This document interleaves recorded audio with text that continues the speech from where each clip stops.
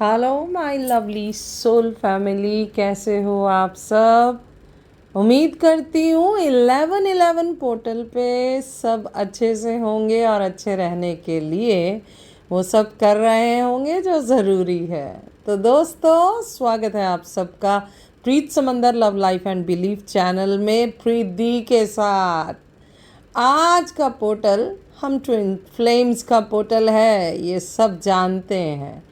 तो बस आज हम यही जानेंगे कि क्या क्या बदलता है 1111 ट्विन फ्लेम्स की लाइफ में। कब, जब ये पहली बार आता है तो ट्विन फ्लेम क्या फील करते हैं, और जब ये मिडल में यात्रा के आता है तो क्या होता है, और जब फाइनल स्टेज पे आता है तो क्या होता है। पहली बार 1111 पोर्टल जब हमारी लाइफ में आता है, यानी कि ट्विन फ्लेम कपल की लाइफ में आता है, तब उसको पता भी नहीं होता कि ये 1111 पोर्टल है, क्योंकि उसको यात्रा का ही आभास नहीं होता। और ये जो आज का टॉपिक है ये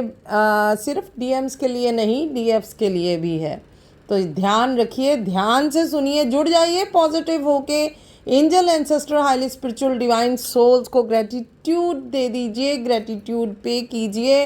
और यूनिवर्स, मदर गाया, डीएम और इस जन्म का शुक्राना कर दीजिए। और साथ ही में अपने गाइड का भी शुक्राना करना नहीं भूलना है, मैंडेटरी है फ्री रीडिंग के साथ रेजोनेट करने के लिए और गुड कर्मा क्रिएट करने के लिए। तो फटाफट से लाइक, शेयर, सब्सक्राइब दी के चैनल को, और पूरे मन से एक प्यारा सा अफर्मेट करता, मैनिफेस्ट करता एक मैसेज दी की इस पोस्ट के कमेंट्स में, राइट, जो आपको मैनिफेस्ट करवाना ज़रूरी है 1111 पोर्टल पे। अपने डीएम को, मदर गाया को, यूनिवर्स को, एंजल डिटीज़ एंड गाइड्स को, कि मैं इस एनर्जी को, इस स्ट्रॉन्गेस्ट पॉजिटिव 1111 पोर्टल की एनर्जी को क्लेम करती हूँ 3D पे, इस जन्म में, इस साल में, अपने 3D पार्ट के साथ, अपने other part of the soul के साथ, हारमोनियस परमानेंट रीयूनियन, जिस तरह भी आप चाहते हैं, ये आप देखिए, आप क्लेम कीजिए। और दूसरे क्लेम करती हूँ अपना सोल पर्पस उनके साथ, या करता हूँ, जिस भी जेंडर में आप हैं, ये आप देखिए, राइट। लेकिन आपको छोड़ना है मैसेज, क्यूट सा भूलना नहीं है। चलिए दोस्तों, बढ़ते हैं आज के टॉपिक की तरफ, जो हमें बताएगा कि 1111 पोर्टल क्या कमाल करता है ट्विन फ्लेम कपल की लाइफ में। जी हाँ, तो दोस्तों, जब मैंने जैसा बताया कि जब पहली बार 1111 आता है, यानी कि जब पहली बार डीएम डीएफ की लाइफ में आते हैं, या डीएफ डीएम की लाइफ में आते हैं, वैसे जनरली डीएम आते हैं डीएफ की लाइफ में, ये होता है बिकॉज शिव आते हैं शक्ति की लाइफ में, उसके बाद ही शक्ति जागृत हुई थी और शिव को पाने के लिए तत्पर हुई थी। ओके, यही तरीका है। तो जनरली एक मेल जो एंटिटी है, जो मेल एनर्जी है, वो आती है फेमिनाइन एनर्जी की लाइफ में, और उसके बाद उनका बबल फेज स्टार्ट होता है। ओके, हनीमून पीरियड, जिसको हम रॉ लफ्ज़ में बोल सकते हैं, एक सादा भाषा में बोल सकते हैं, तो उनका एक ब्यूटीफुल लव फेज स्टार्ट होता है, जो वो ब्यूटीफुल मेमोरीज क्रिएट करता है उनकी लाइफ में, जो उससे पहले जनरली उन्होंने नहीं देखी होती। हो सकता है इससे पहले उनके लव अफेयर्स रहे हों, कुछ अट्रैक्शंस रही हों, कुछ स्ट्रेच रहे हों, बट ऐसा प्यार, ऐसी मोहब्बत इससे पहले उनकी लाइफ में नहीं आई होती। अब ये जब होता है, ये जब उनकी लाइफ में चरण आता है, तो उनके जीवन में बहुत कुछ ऐसा चल रहा होता है। मैं दोनों की बात कर रही हूँ, अगेन मैं एक की बात नहीं कर रही हूँ, डीएम की भी डीएफ की भी, जो वो समझ तो रहे होते हैं कि ये गलत हो रहा है, या ये नहीं होना चाहिए, या यहाँ हमें इम्पोर्टेंस नहीं मिल रही, या यहाँ हम एक्सप्लॉयट हो जाते हैं, या यहाँ हम दब जाते हैं, हमें दबा दिया जाता है, या हमें बोलने नहीं दिया जाता, या हमें सुना नहीं जाता, या हमें अपना आप एक्सप्रेस करने का मौका नहीं मिलता। लेकिन वो कभी बोल नहीं पाते। क्यों नहीं बोल पाते इससे पहले? क्योंकि उनको सेल्फ लव का पता ही नहीं होता। सेल्फ लव किस चिड़िया का नाम है, ना तो ये डीएम को पता होता है, ना डीएफ को पता होता है। अब अगर ये दोनों सोचें, बॉय फिगर जो है एनर्जेटिकली और जो फेमिनाइन फिगर है, कि हम अच्छे से ड्रेसअप हो रहे हैं, हमारा लुक अच्छा है, हमारा हेयर स्टाइल अच्छा है, हम मेकअप अच्छे से करते हैं, हम नहा रहे हैं, धो रहे हैं, अच्छा खाना खा रहे हैं, अच्छी जगहों पे रह रहे हैं, अच्छे से रह रहे हैं, तो ये सेल्फ लव है? No my dear, it's just a little part of self love, very little part. अगर आप अपने लिए स्टैंड नहीं ले पाते, अगर आप लोगों से डर जाते हैं, अगर आप फियर से डील कर रहे हो, अगर आप कॉम्प्लेक्सेस से डील कर रहे हो जो आपके जन्म से जुड़े हैं या आपके पास से जुड़े हुए हैं, अगर आप कुछ लोगों के सामने अपने लिए खड़े नहीं हो पाते हैं, अगर आप अच्छे और बुरे में अंतर नहीं कर पाते हैं, अगर आप भले और बुरे के अर्थ को समझ के उसमें से चुन नहीं पाते हैं जो आपके लिए बेहतर है, तो आप सेल्फ लव नहीं कर रहे हैं। ओके, इसी प्रकार से जैसा मैंने बताया कि वो सेल्फ लव जानते भी नहीं होते दोनों इससे पहले। दूसरा, मोस्ट प्रॉब्ली मेल जो एनर्जी है, in few cases feminine energy ज़्यादा स्पिरिचुअल नहीं होते, ज़्यादा प्रैक्टिकल होते हैं, या in other word they are money minded ज़्यादा होते हैं। हालांकि ये जो मैस्कुलाइन एनर्जी है या मास्कुलाइन एनर्जी है, ये बड़े समृद्ध परिवारों में से कई बार होती है पहले से, लेकिन उनके अपने जीवन में अभाव रहता है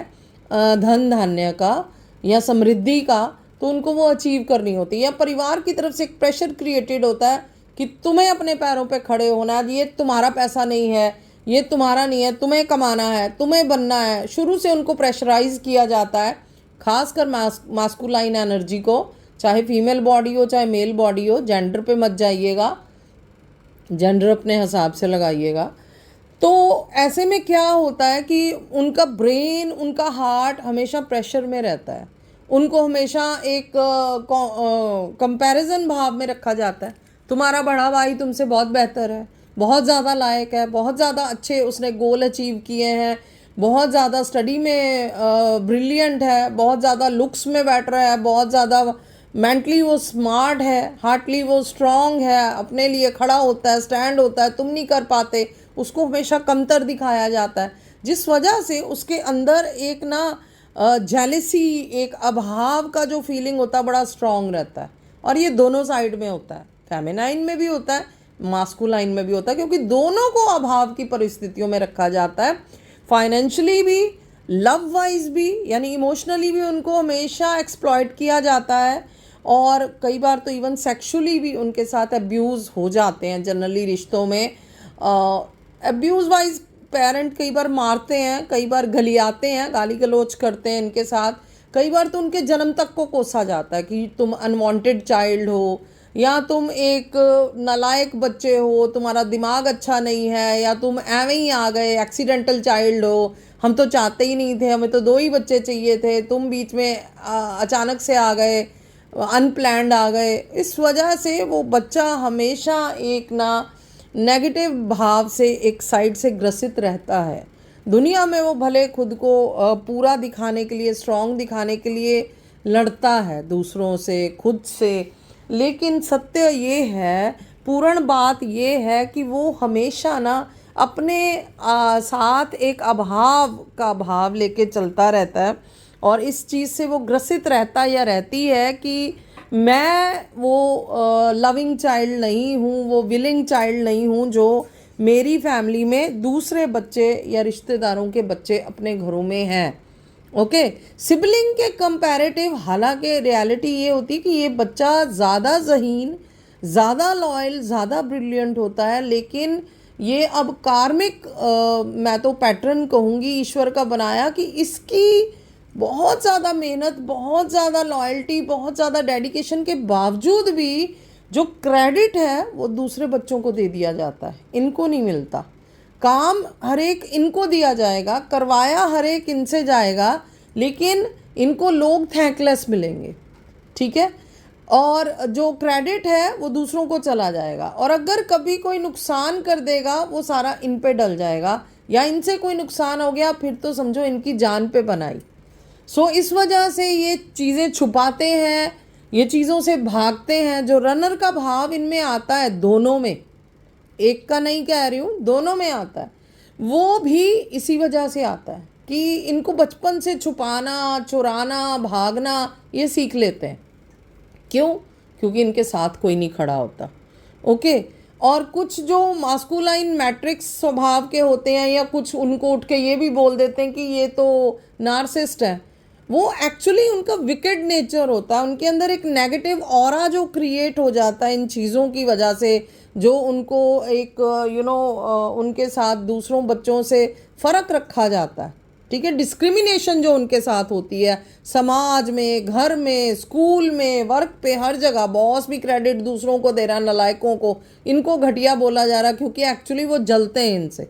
इनकी सयानब से, इनकी जीनियसनेस से। वो डरते हैं कि हमसे बेहतर ना दिख जाए, तो वो इनको स्नब करते हैं। जॉब में भी इनके साथ होता है, स्कूल कॉलेजेस में भी होता है, हर जगह होता है, क्योंकि एक्चुअली लोग इनकी ब्रिलियंसी को देख लेते हैं एंड दे डोंट वांट कि ये हमसे जो ऊंचे बड़े लोग हैं उनकी नज़रों में आ जाएं, इसलिए इनको हमेशा दबाया जाता है। इवन प्रेम के रिश्तों में भी जो कार्मिक्स के साथ इनके बनते हैं, इनके साथ ये चीज़ घटित होती है कि इनका अपना पार्टनर इनसे जलता है और वो हमेशा इनको स्नब करता है, छुपाता है, इनके किए कामों का क्रेडिट खुद ले लेगा, अपनी आई बुलाई, अपने नुकसान इनके गले डाल देगा। मैरिज रिलेशन में भी इनके साथ ये होता है। सो बेसिकली पहली बारी जब 11-11 निकलता है तो इनकी ना टाएं फिस हुई होती है पर्सनल ज़िंदगी में, जब फर्स्ट 11-11 इनकी ज़िंदगी में आता है, और इनको पता तक भी नहीं होता कि हमारी ज़िंदगी में पहला 11-11 आया है।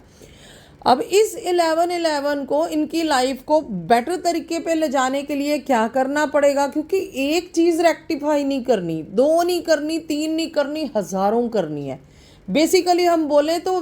दाना काला नहीं है, पूरी दाल काली होती है इनकी लाइफ में। सिबलिंग बुरे, पेरेंट बुरे, इनके लव पार्टनर बुरे, इनके बॉसेस बुरे, इनके दोस्त बुरे, सब कुछ बुरा। तो जब सब कुछ चेंज करना है, नए सिरे से सब कुछ करना, तो क्या करना होगा? इनको अलग थलग करना पड़ता है। इसलिए इनकी लाइफ में फर्स्ट सेपरेशन आती है, जिसमें ये completely dark night of the soul phase में जाते हैं for a long long time.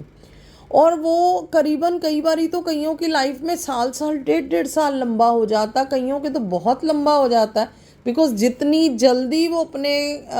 Karma cycles को रेक्टिफाई करते हैं,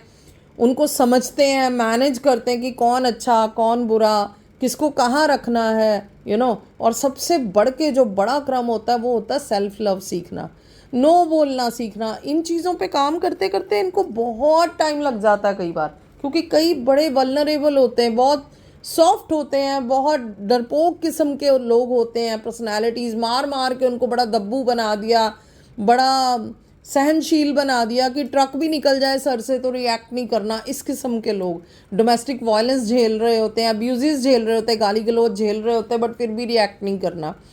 तो ऐसे लोगों में चेंजेस लाते लाते आते आते एक बहुत लंबा अंतराल ये ले जाते हैं, यानी basically 5th to 6th stage पे आते आते फर्स्ट स्टेज से इन लोगों को इस जर्नी में कई बार 4 साल से 8 साल तक का समय मैंने देखा है लग जाता है। जहाँ तक इस स्टेज तक आते आते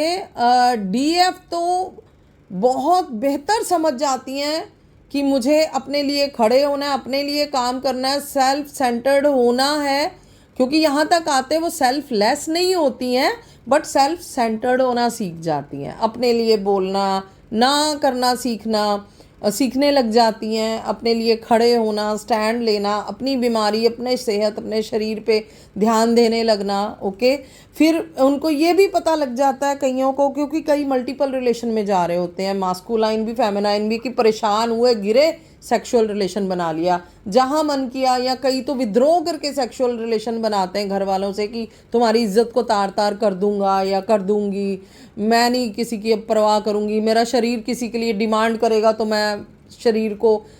छुट्टी दूंगी कि ठीक है तुम रेस्ट करो, तुम इंजॉय करो। इस चक्कर में कहीं भी किसी के साथ भी ये लोग सेक्सुअली इन्वॉल्व हो जाते हैं। ठीक है, बट इस स्टेज तक आते आते यानी कि सेकंड 11-11 जो उनकी लाइफ में आता है, वैसे हर साल 11-11 आता है, पर मैं ट्विन फ्लेम के स्टेजेस के अकॉर्डिंग बात कर रही हूँ कि जो 5th-6th स्टेज पे 11-11 आता है, हालांकि हर 11-11 कुछ ना कुछ रेक्टिफाई करता है, कुछ ना कुछ प्रोसेस करता है, कुछ ना कुछ ग्रोथ करता है, कुछ ना कुछ क्लीन करता है, हील करता है, कुछ ना कुछ नया हमारे साथ जोड़ता है। बट बेसिक जो मेजर चेंजेस आती हैं वो 3 पड़ावों में आती हैं, वो मैं आपको बता रही हूँ कि जो 5th-6th स्टेज पे आके 11-11 पोर्टल आता है हमारी लाइफ में, उसका एक मेजर रोल होता है। वहाँ पे आके जो क्राई एनर्जी आ रही होती है डीएफ की लाइफ में, एक अगन के तूफान की तरह, कि वो बहुत रोती हैं, बहुत टूटती हैं, हर चीज़ उनको बहुत घात कर रही होती है, इससे पहले वो बहुत इंजर हो जाती हैं, उनको हीलिंग नहीं करनी आ रही होती, यहाँ पे आते आते वो हीलिंग सीख जाती हैं, वो यस को नो में बोलना सीख जाती हैं, वो अपने लिए स्टैंड लेना सीख जाती हैं, वो सेल्फ सेंटर्ड होना सीख जाती हैं, सेल्फलेस नहीं, क्योंकि यहाँ पे आके भी वो गुस्सा करती हैं डीएम पे, वो कंप्लेन करती हैं, उनको अभी भी बुरी लगती हैं चीज़ें, वो अपने गाइड्स पे चिढ़ रहे होते हैं, अपने गाइड को ब्लेम कर रहे होते हैं, चीज़ों को क्लेम सिर्फ अपने लिए कर रहे होते हैं, अपने डीएम के लिए नहीं कर रहे होते, क्योंकि जनरली इस स्टेज में डीएफ्स बोलती हैं हमें हमारे पर्सन चाहिए ही नहीं, हम अकेले ही ठीक हैं, क्योंकि वो डिटैचमेंट के भाव में आने शुरू हो जाते हैं 6 से 7 की तरफ जब बढ़ते हैं, तो वो कहते हैं कि हमें तो अकेले ही ठीक है, हमें रीयूनियन चाहिए ही नहीं। बेसिकली अभी भी वो जो होते हैं वो सेल्फ सेंटर्ड होते हैं, वो सेल्फलेस नहीं होते। बट तो ये 5th-6th आपको ये सिखाता है। उधर डीएम जो होते हैं उनका सेक्सुअल अपसर्ज होता है इस टाइम पे, मतलब सेक्सुअल अट्रैक्शन तो शुरू से होती है पर बहुत से लोगों को लेके होती है।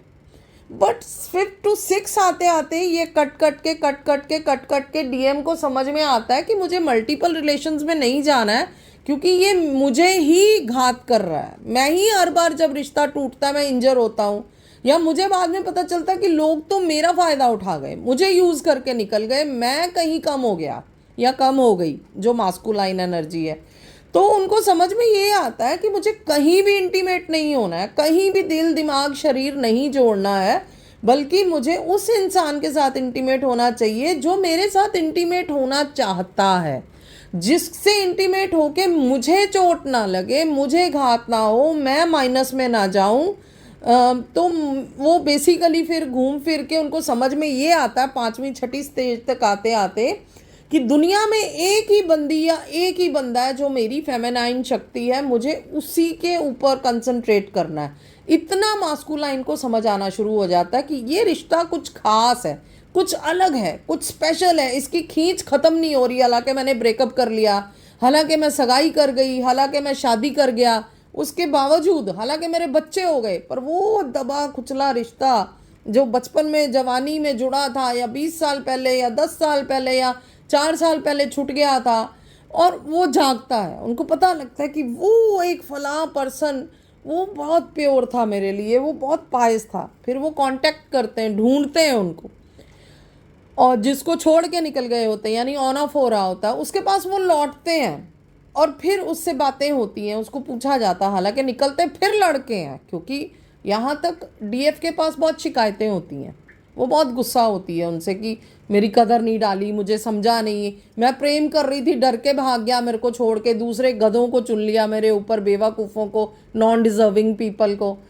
तो वो शिकायतें करती है, वो लड़ती है, इनको लगता है वो इगोइस्टिक है, वो बहुत पॉजिटिव है, वो बहुत नैरो माइंडेड है, कंजर्वेटिव है, इनको ये फ्लॉ लगते हैं डीएम को। बट एक्चुअली वो बहुत केयरिंग होती है, वो बहुत लॉयल होती है, वो बहुत गिविंग होती है, इनसे वो गिविंग बर्दाश्त नहीं होता, इनसे वो लव, इसको पॉजेसिवनेस लगता है, वो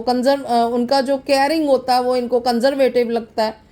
तो दोनों में ये हालात होते हैं, तो जिस वजह से फेमिनाइन बहुत गुस्सा होती है जब डीएम उनकी तरफ लौटते हैं। तो अल्टीमेटली 7th की तरफ बढ़ते बढ़ते फेमिनाइन ये सोचती है कि मेरे को ये चाहिए ही नहीं, क्योंकि बहुत लॉन्ग टर्म का उनको इनसे अनोइंगनेस मिल रहा होता है, इनसे एब्यूज़िव, कई तो इवन डीएम एब्यूज़िव होते हैं, इनसे इग्नोरिंग नेचर मिल रहा होता है, इनको वो जवाब नहीं दे रहे होते, इनकी बेइज्जती कर रहे होते हैं डायरेक्टली इनडायरेक्टली। तो ये इतनी इजीली माफ़ नहीं करती फिर उनको, इनको बोलती है कि ठीक है मुझे अकेले ही जीना है, खुद ही कवर करना है, सब खुद ही झेलना है, मेरे साथ आपको खड़े ही नहीं होना, मेरे पे ट्रस्ट ही नहीं करना, तो I don't need you at all in my life. लेकिन मास्कुलाइन को इधर समझ आना शुरू हो गया होता है कि मेरी ज़िंदगी में डिवाइन फेमिनाइन की क्या ज़रूरत है, क्या इंपॉर्टेंस है। यहाँ से उनको वैल्यू स्टार्ट होती है समझ आनी धीरे धीरे धीरे धीरे, क्योंकि 7th तक आते आते लोगों के छिलके उतर जाते हैं। जो लिहाफ में, जो कवर में उनके साथ कॉमिक्स चल रहे होते हैं, क्योंकि उनके साइकिल अब क्लियर होने शुरू होते हैं, काफ़ी तेज़ी से शुरू हो रहे होते हैं इस dark night of the soul phase के अंदर। तो वो जब दिखने शुरू होती हैं तो जैसे लोगों की बुराइयां उनके सामने आती, इनकी अच्छाइयां उनको अल्टीमेटली समझ आनी शुरू होती हैं। तो जितना ये आगे को भागती हैं डिवाइन फेमिनाइन, 7th में एंटर होते वो इनके पीछे भागते हैं। यानी पहले ये चेज कर रही होती हैं, बट इनका चेजिंग 7th में एंटर होते ख़त्म हो जाता है और डीएम का चेजिंग स्टार्ट होता है, इनके पीछे आना। तो 7 to 8 में आते आते ये रिश्ता फाइनली उस स्टेज पे आ जाता है, यानी कि तीसरा 11-11 जो कि अब आया है बहुत से कपल्स के लाइफ में। यहाँ तक आते आते दोनों स्पिरिचुअली बहुत हायर लेवल पे आ जाते हैं, 7 to 8 में आ जाते हैं। कुछ डीएफ जो होती है वो 8th के फाइनल पे होती है, मास्कुलाइन जो होता है वो 7th के एंड पे होता है जनरली। इसमें कपल्स की मैं परिस्थितियाँ आपको बता रही हूँ, मानसिक, एनर्जेटिकली, स्पिरिचुअली। तो यहाँ पे आते आते दोनों एक दूसरे के गुणों को, फ्लॉज को नहीं, गुणों को बहुत अच्छे से पहचान चुके होते हैं, क्योंकि फ्लॉज तो पहले ही निकल गए। यहाँ तक आते आते सब समझ में आ गया, दूध का दूध पानी का पानी हो गया कि ये रिश्ता स्पिरिचुअल है, ये भगवान की तरफ से जुड़ा हुआ है, ये जन्मों जन्मांतरों से जुड़ा हुआ। जो जनरली हमारी फेमिनाइन का क्वेश्चन होता है कि उनको क्या बताना है, उनको कब पता चलेगा ये रिश्ता, तो मैं बता दूं 7th स्टेज के एंड तक आते आते मास्कुलाइन को भगवान अपने आप समझा देते हैं, ऐसी चीज़ें उनके सामने लाते हैं जहाँ उनको फेमिनाइन का स्पिरिचुअल होना, यानी एक डिवाइन सोल होना, प्लस इस रिश्ते का जन्म जन्मांतर से उनके साथ चलते आना, यानी कि देजा वू होके उनको पता लग जाता है। चाहे वो सपनों के द्वारा पता चले, चाहे वो ऐसे इंसिडेंट्स उनके सामने आए, चाहे वो आपके कोई डीपीज देखे, चाहे वो आपके वीडियोस सुने, किसी ना किसी तरह आपका ऐसा क्रम क्रिया उनके सामने आती है जिससे डीएम को रियलाइज़ होना शुरू हो जाता है कि ये एक डिवाइन सोल है और ये एक ब्लेस सोल है, ये एक लकी चार्म है मेरी लाइफ में, ये एक ब्लेसिंग है मेरी लाइफ में, और इस रिश्ते के ना होने से मैं अधूरा हो जाऊंगा, मैं अनकम्प्लीट रह जाऊंगा, और सबसे बढ़ के मेरी लाइफ पूरी ही नहीं होगी इसके बिना। अगर मुझे ज़िंदगी जीनी है, अच्छे से जीनी है, प्योर लव लेके जीनी है, खुशी से जीनी है, कंप्लीट जीनी है, तो I need my DF in my life जल्द से जल्द, जैसे भी बाय हुक बाय क्रुक। तो वो पूरी कोशिश अपनी तरफ से करने लगते हैं। यहाँ पे आके वो मेडिटेशन स्टार्ट कर देते हैं, इनर वर्क स्टार्ट कर देते हैं। बहुत से डीएम, नहीं तो डीएम कम करते हैं क्योंकि वो बहुत मटीरियलिस्टिक होते हैं, पर यहाँ पे आके वो इतने स्पिरिचुअल हो जाते हैं 7th में आके कि वो व्रत करने, बुक्स पढ़नी, एक्सप्लोर करना ट्रैवलिंग के ज़रिए, और बड़े बड़े स्पिरिचुअल गुरुज़ को सुनना, उनके साथ मिलना, मीटिंग्स करना, एंड टैरेट सीखना, ऑकल्ट साइंसेस को समझना, पैरानॉर्मल साइंसेस को समझना सीखना वो लोग शुरू कर देते हैं, क्योंकि उनको अपनी डीएफ अपनी लाइफ में वापस चाहिए होती है। ओके, तो यहाँ से प्रयास शुरू हो जाते हैं, और उधर डीएफ जो होती हैं वो इतने हायर लेवल में आ जाती हैं कि वो कम्प्लीटली सरेंडर मोड में आके सब कुछ ईश्वर पे छोड़ चुकी होती हैं कि अब रीयूनियन जो होगा वो जान चुकी होती हैं कि ईश्वर की तरफ से होगा। तो सेम भाव में 8वें में चढ़ते मास्कुलाइन भी आ जाते हैं, पर 8 के पूरे होते होते तक दोनों रीयूनियन के महत्व को समझ जाते हैं, जिसको हम सेम टाइमलाइन पे आना कहते हैं। और इससे पहले डिवाइन के साथ इनका यूनियन होता है, मर्जिंग होती है एस्ट्रल में भी, 3D पे भी, और इसी प्रकार से फिर इनकी अपनी जो फाइनल सोल मर्जिंग है वो एस्ट्रल में भी होती है 5D में, और 3D में भी होती है, और ये भी 3 चरणों में होती है, मैं आपको बता दूं। तो ये जो फाइनल 3D मर्जिंग होता है वो 11-11 पे पॉसिबल होता है। तो इस वक्त मैं आपको अलग अलग करंट में बता चुकी हूँ कि क्या क्या हैपन होता है, क्या क्या वो फील करते हैं। फिज़िकल चेंजेस भी आती हैं, मेंटल भी आती हैं, हार्ट वाइज भी बहुत चेंजेस आती हैं, जो आप मेरे करंट वीडियो सुन के इस महीने के आपको पता लग जाएगा। सो गाइज, अब वो टाइम है जब इनको सेम टाइमलाइन पे आने के बाद इनको रीयूनाइट होना होता है। तो इसलिए इस टाइम तक आते आते इनका spiritual, mental as well as इनका heartiest growth, social growth, economical growth सब स्टेबलाइज हो जाता है, बैलेंस हो जाता है, और एक ही चरण पे ये दोनों आ जाते हैं। इनकी सोच एक सी हो जाती है, इनकी समझ एक सी हो जाती है, इसलिए एक दूसरे को ये जिस परिस्थिति में होते हैं उस परिस्थिति में अपनाने के लिए तन से, मन से, धन से तैयार हो जाते हैं। यानी तन मन धन से एक हो जाते हैं, दोनों की सोच फर्क नहीं समझते एक दूसरे में,